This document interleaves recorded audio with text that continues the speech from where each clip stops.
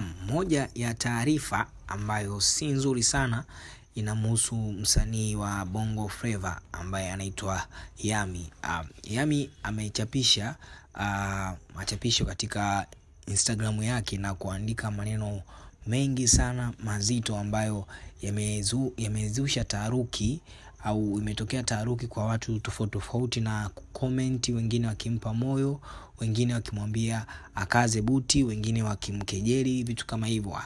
Yami kiufupi alikuwa hana nia ya kutaka, anatamani afe kutokana na maisha ambayo anayopitia kwa sasa hivi, kutokana na mambo ambayo yanayotokea kwa sasa hivi, hivyo anatamani aondoke kabisa katika hii dunia.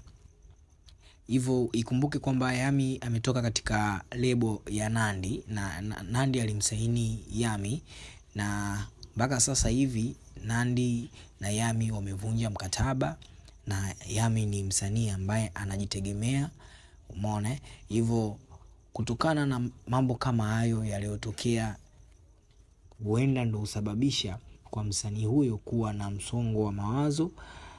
Pia Yami toka ametoka kwenye lebo ya Nandi ameachia EP yake ambayo ina nyimbo kadhaa, lakini sidhani kama zimefanya vizuri. Hiyo nayo inaweza ikanachangia yeye kuwa na msongo wa mawazo mpaka kutaka atoweke kabisa duniani. Wasanii mbalimbali walikuwa wanampa pole, lakini kupitia na watu wengine maarufu walikuwa wanamkejeli kwa kutaka Yami yeye kujiua. Kwa mfano kama ukimwangalia mchambuzi wa mipira anaitwa Edok Mwembe, huyu bwana alicomment pale kwa ile posti ambayo Yami yeye ameposti na kuandika maneno mazito sana. Yeye akacomment kama listen in peace, umeona.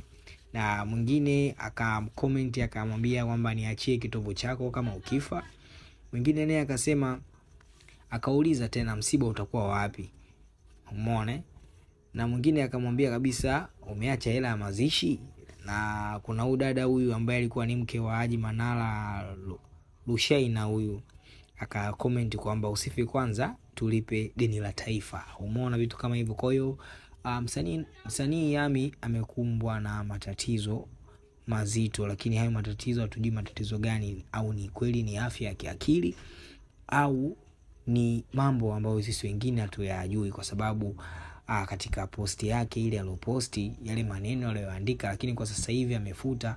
Ameanza kuomba samahani wazazi wake, ameanza kuwaomba samahani mashabiki zake, ameanza kumuomba pia msamaha dada yake Nandi, na kuanza kuandika mengine mazito ya yeye anatamani kutoka katika uso wa dunia, umeona.